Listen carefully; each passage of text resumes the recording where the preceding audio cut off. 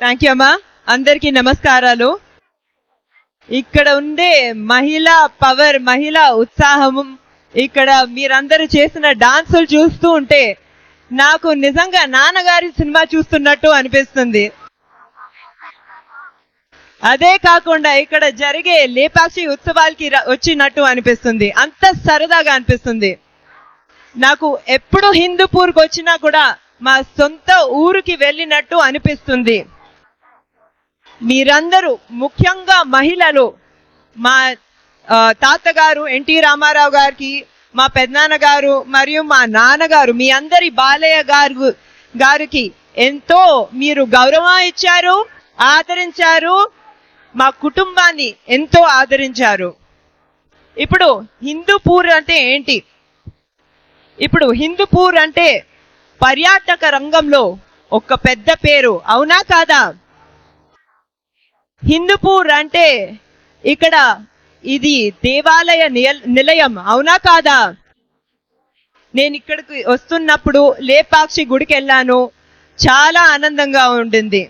అదే కాకుండా హిందూపూర్ అంటే తెలుగుదేశం పార్టీకి ఒక కంచుకోట, అవునా కాదా? ప్రత్యేకంగా హిందూపూర్లో ఉండే మహిళల గురించి మాట్లాడాలంటే మీరు చాలా ఆప్యాయత చూపిస్తారు. ఈరోజు మనం చూస్తున్నాము. అదే కాకుండా మీరు చాలా కష్టపడే రకం, మీరు చాలా నిజాయితీగా పనిచేస్తారు. మీరు చుట్టూ ఉండే మహిళలు చాలా మంది కోసం ఒక ఆదర్శంగా నిలిచారు. మీ అందరితో సమయం గడపడం నాకు నిజంగా గర్వంగా ఉంది. ఇంత కష్టపడే మహిళల్ని, స్త్రీ శక్తిని ఒక మహాశక్తిగా తీర్చిదిద్దాలని మా కుటుంబం ఎంతో కృషి చేస్తుంది. మీ అన్నగారు, మా తాతగారు ఎన్టీఆర్ గారి గురించి మాట్లాడాలంటే ఆయన ఆంధ్ర రాష్ట్రంలో ఉండే మహిళలందరినీ తన సొంత కూతురులాగా చూసుకున్నారు. ఇప్పుడే చెప్పటం జరిగింది, భారతదేశంలోనే మొట్టమొదటిసారి మహిళలకి ఆస్తుల్లో సమాన హక్కు ఇచ్చినది ఎన్టీ రామారావు గారు.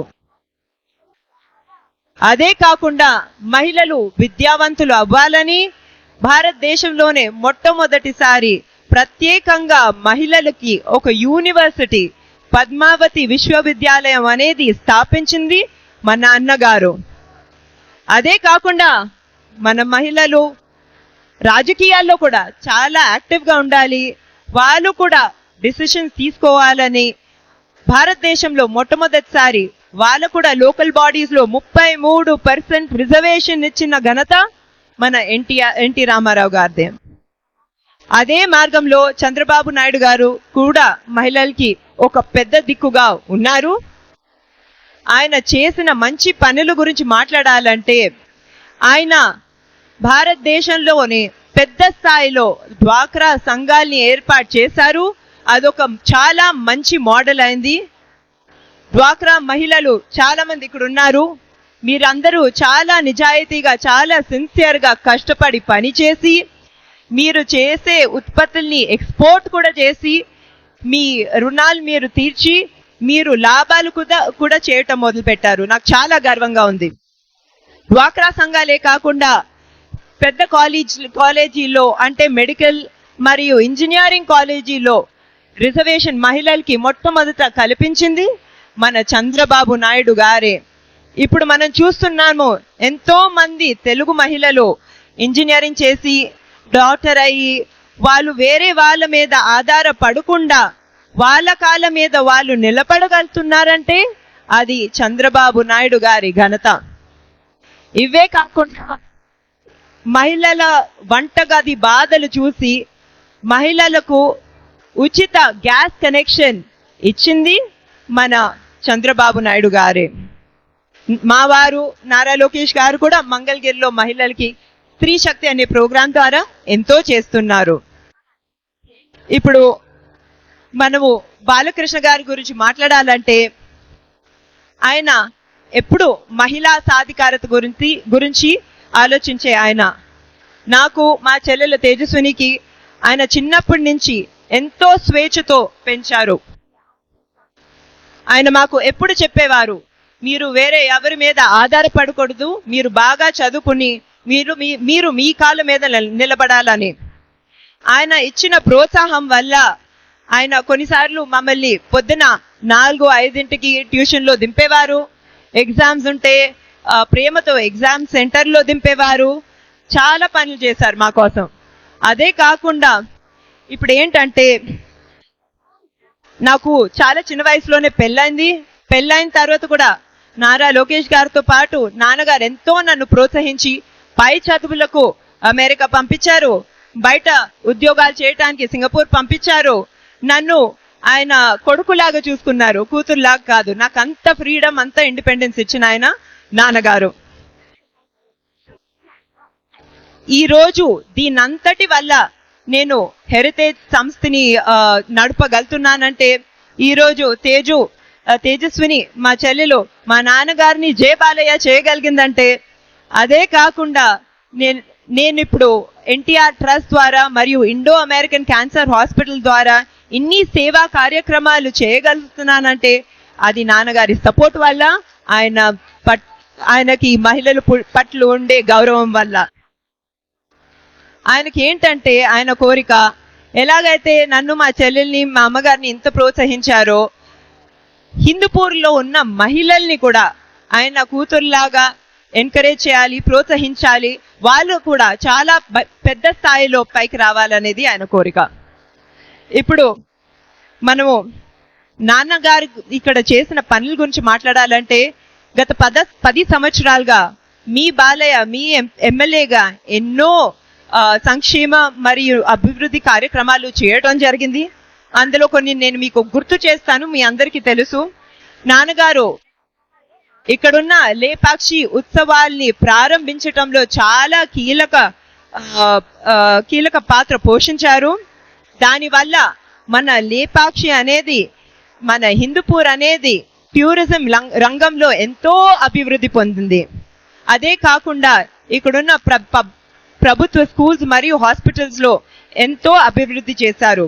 అవే కాకుండా మన హిందూపూర్లో లేని సీసీ రోడ్లు, డ్రైనేజ్ సిస్టమ్లు ఇవన్నీ నిర్మించారు.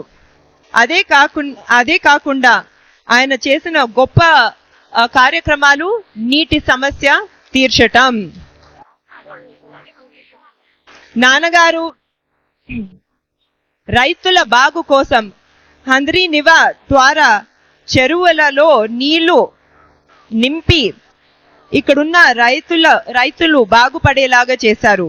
అదే కాకుండా దశాబ్దాలుగా ఉండే నీటి సమస్యని తీర్చడానికి గొల్లపల్లి రిజర్వాయర్ నుంచి డైరెక్ట్ గా ఒక పైప్ లైన్ వేయించి 200 కోట్ల రూపాయలు ఖర్చు పెట్టి పైప్ లైన్ వేయించి మన నీటి సమస్య శాశ్వతంగా ఇక్కడి నుంచి తొలగించారు. ఇప్పుడు ఎంతో మంది దీనివల్ల మన హిందూపూర్లో బాగుపడుతున్నారు. అదే కాకుండా ఈ ప్రోగ్రాంలు నిజం చేయటానికి, ఈ ప్రాజెక్టులు నిజం చేయటానికి ఆయన పట్టుదలతో ఎంతో కృషి చేశారు. ఇదంతా నేను చూశాను. ఆయన సెక్రటేరియట్కి వెళ్ళేవారు, అందరితో కలిసేవారు. ఈ ప్రోగ్రామ్స్ కి అప్రూవల్ కోసం చాలా కష్టపడ్డారు. చాలా కాంపిటీషన్ ఉండేది, ఎన్నో ప్రోగ్రామ్స్ ఉండేవి. నిధులు కేటాయించారు, నిధులు టైంకి విడుదల చేసేటట్టు చూస్తారు. అదే కాకుండా ముఖ్యంగా ఈ ప్రోగ్రామ్స్ కోసం, ఈ ప్రాజెక్టుల కోసం వర్కులు టైంకి చేసేటట్టు చూశారు.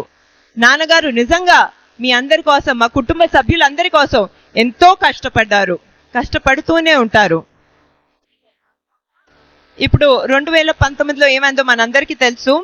ప్రతిపక్షంలో ఉన్నా కూడా నాన్నగారు ఎన్నో ప్రోగ్రాంలు చేయటం జరిగింది, అవునా కాదా? కరోనా టైంలో ఎప్పుడైతే ఇక్కడ గవర్నమెంట్ ఆసుపత్రిలో మంచి సౌకర్యాలు లేవో, ఎప్పుడైతే మంచి ట్రీట్మెంట్, మంచి ఎక్విప్మెంట్ లేదో, ఆయన తన సొంత నిధులతో ఇక్కడ వెంటిలేటర్లు ఏర్పాటు చేయటం జరిగింది.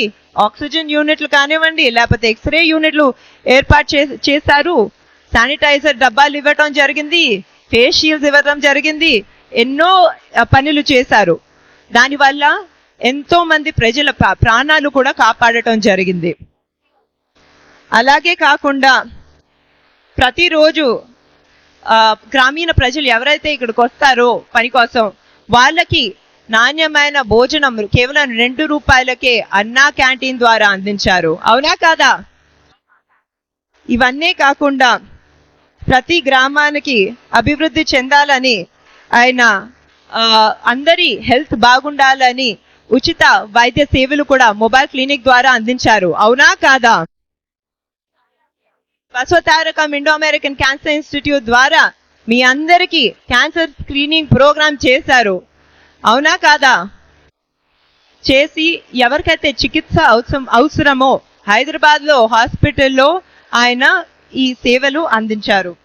అదే కాకుండా హెరిటేజ్ మరియు సంస్థల నుంచి వాళ్ళు కేటాయించిన CSR ఫండ్స్ ని ఆయన తీసుకొచ్చి ఆ ఫండ్స్ ద్వారా ఎన్నో స్కూల్స్ ఎన్నో కాలేజీల్లో అభివృద్ధి ప్రోగ్రాంలు కూడా చేయటం జరిగింది.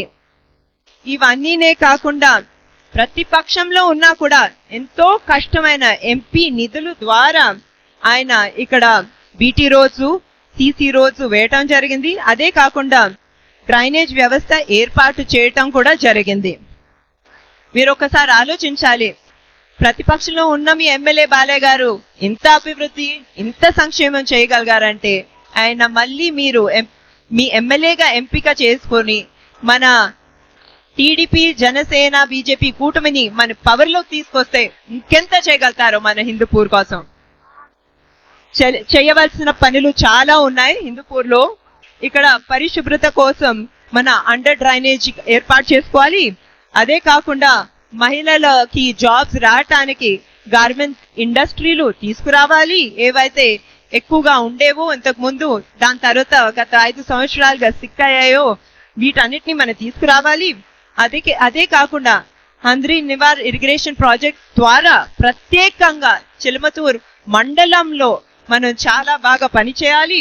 అదే కాకుండా చేనేత పరిశ్రమ, ఇక్కడైతే మహిళలు చాలా అందమైన చీరలు చేస్తారు, చాలా డిజైనర్ చీరలు కూడా చేస్తారు. మన చేనేత పరిశ్రమ అనేది అభివృద్ధి మనం తప్పకుండా చేసుకోవాలి.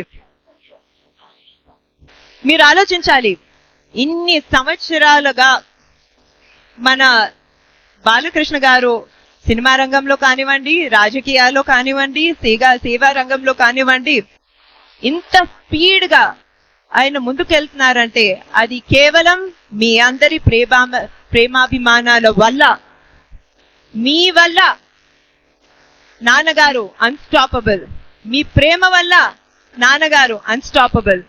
ఎంతో మంది ఆయనకి చెప్పడం జరిగింది, మీరు సినీ రంగంలో ఇంత సక్సెస్ఫుల్ గా ఉన్నారు, ఇన్ని సంవత్సరాలైనా కూడా మీకు ఇటువంటి రాజకీయాలు ఎందుకు, ప్రత్యేకంగా ఇంత దిగిజారిన కక్ష రాజకీయాలు ఎందుకు, మీరు హ్యాపీగా సినిమాలు చేసుకోవచ్చు, మీరు హ్యాపీగా అన్స్టాపబుల్ షో చేసుకోవచ్చు కదా అని. ఆయన చెప్పేది ఒకటే విషయం, హిందూపూర్ అనేది నేను పుట్టిన గడ్డ లాంటి చోట. నేను హిందూపూర్ ని భారతదేశంలోనే ఒక మోడల్ నియోజకవర్గంగా తీర్చిదిద్దుతాను అని చాలా డిటర్మినేషన్ తో చెప్పటం జరిగింది. ఇప్పుడు తెలుగుదేశం పార్టీ నేను ఇంతకు ముందు చెప్పినట్టు ఎప్పుడు మహిళల గురించి మహిళా సాధికారత గురించి ఆలోచించే పార్టీ. ఇంతకు ముందు సుమిత్ర గారు, అమ్మగారు, తేజస్విని ఆల్రెడీ చెప్పారు ఎంత ఫోకస్ మేము పెడుతున్నామో. మీరందరూ బాబు గారి సూపర్ 6 చూసారు, అవునా కాదా? నిన్న రిలీజ్ చేసిన మేనిఫెస్టో చూసారు, అవునా కాదా? అందులో మహిళల మీద ఎంతో ఫోకస్ పెట్టడం జరిగింది, అవునా కాదా? ఇప్పుడు కొన్ని పథకాల గురించి చెప్పాలంటే ప్రతి మహిళకి ప్రతి నెల 1500 రూపాయలు ఇవ్వటం జరుగుతుంది, ఇది గ్యారంటీ. అదే కాకుండా ప్రతి విద్యార్థికి 15,000 రూపాయలు ప్రతి సంవత్సరం ఇవ్వటం జరుగుతుంది. మీకు 2 పిల్లలు ఉంటే 30,000 రూపాయలు మీ పిల్లల విద్యకి దక్కుతుంది. ఈ రెండే కాకుండా బస్ రైడ్లు మీ అందరికీ ఫ్రీ. ఇదే కాకుండా ఏడాదికి 3 గ్యాస్ సిలిండర్లు ఫ్రీ. ఇవన్నీ కాకుండా కళలకు రెక్కలు అనే ఒక ప్రోగ్రాం ద్వారా ఎవరైతే యువతులు పై చదువులు చదివి లేకపోతే వేరే కోర్సులు చేయాలనుకుంటున్నారో వాళ్ళందరికీ వడ్డీ లేని అంటే 0 వడ్డీ లోన్లు ఏర్పాటు చేయడం జరుగుతుంది. ఆ లోన్ కు గ్యారంటీ కూడా మీ చంద్రబాబు నాయుడు గవర్నమెంట్ ఇవ్వటం జరుగుతుంది. ఇదే కాకుండా చాలా మంది డ్వాక్రా మహిళలు ఇక్కడ ఉన్నారు, ఆశా వర్కర్స్ ఉన్నారు. అదే కాకుండా మన అంగన్వాడీ కార్యకర్తలు కూడా ఉన్నారు. మీకు ఎన్నో బెనిఫిట్లు ఇవ్వటం జరుగుతుంది. అదే కాకుండా మిమ్మల్ని బలోపేతం చేయటానికి కమిట్మెంట్ కూడా ఇవ్వటం జరిగింది. ఇప్పుడు ఇవన్నీ మీకు తెలుసు, తెలుగుదేశం పార్టీ గురించి మీకు తెలుసు. అదే కాకుండా మా కుటుంబం మరియు హిందూపూర్ మధ్యన ఉండే ఆ బలమైన బంధం గురించి మనందరికీ తెలుసు. ఇదే కాకుండా ఎన్బికే గారు, మన బాలయ్య గారు హిందూపూర్ లో ఎంతో కృషి చేస్తున్నారు మనందరికీ తెలుసు. మన టీడీపీ బాబు గారి సూపర్ 6 గురించి మనకు అందరికీ తెలుసు. మన హాయిగా ఉండొచ్చు అని మనందరికీ తెలుసు. అయినా కూడా ఇవన్నీ చెప్పడం చాలా ముఖ్యం. ఎందుకంటే ఇక్కడ మనం చూస్తున్నాం చాలా వేడిగా ఉంది, ఎండలు బాగా ఎక్కువగా ఉన్నాయి. మీరందరూ చాలా బాధ్యతగా వెళ్ళి ఓటు వేస్తారు, లైన్ లో నుంచి ఓటు వేస్తారు. కానీ మీ చుట్టూ కొందరు ఉంటారు, ఎవరైతే చాలా మంది వేస్తున్నారు కదా, మేము ఓటు ఎందుకు వేయాలి అని అనుకునే వాళ్ళు. మీరు తప్పకుండా వాళ్ళందరి దగ్గరికి వెళ్ళి మన ఓటు హక్కును వినియోగించుకోవాలని మీరు చెప్పాలి. అది మన బాధ్యత, మీ బాధ్యత. అదే కాకుండా చాలా మంది అనుకుంటున్నారు, ఇంకా ఆలోచిస్తున్నారు, మీరు కాదు చుట్టూ ఉండే వాళ్ళు కొందరు, ఎవరికి ఓటు వేయాలా, ఒక ఓటు ఇటేస్తాము, ఒక ఓటు అటేస్తాము అని చాలా మంది అనుకుంటున్నారు. మీరందరూ వాళ్ళకి గుర్తు చేయవలసిన విషయం ఏంటంటే, ఎవరి హయాంలో మనం బాగుపడతాం, ఎవరి హయాంలో మన భవిష్యత్ తరాలు బాగుపడతాయి, ఎవరి హయాంలో మన ఆంధ్ర రాష్ట్రపు పునర్వైభవం మనం తిరిగి తీసుకొస్తాము అని ఆలోచించమని మనం గట్టిగా బలంగా అడగాలి. మీరు తప్పకుండా ఇందులో సపోర్ట్ చేస్తారనే నమ్మకం నేను తెలుపుకుంటూ, అదే కాకుండా మహిళలు ఏం చేయాలని ఆలోచించినా కూడా దాన్ని తప్పకుండా చేస్తారు. ఇది మీరెప్పుడు గుర్తు పెట్టుకోవాలని చెప్తూ నేను మళ్ళీ ఈ ఆపర్చునిటీ ఇచ్చినందుకు థ్యాంక్స్ చెప్పుకుంటూ నేను సెలవు తీసుకుంటున్నాను.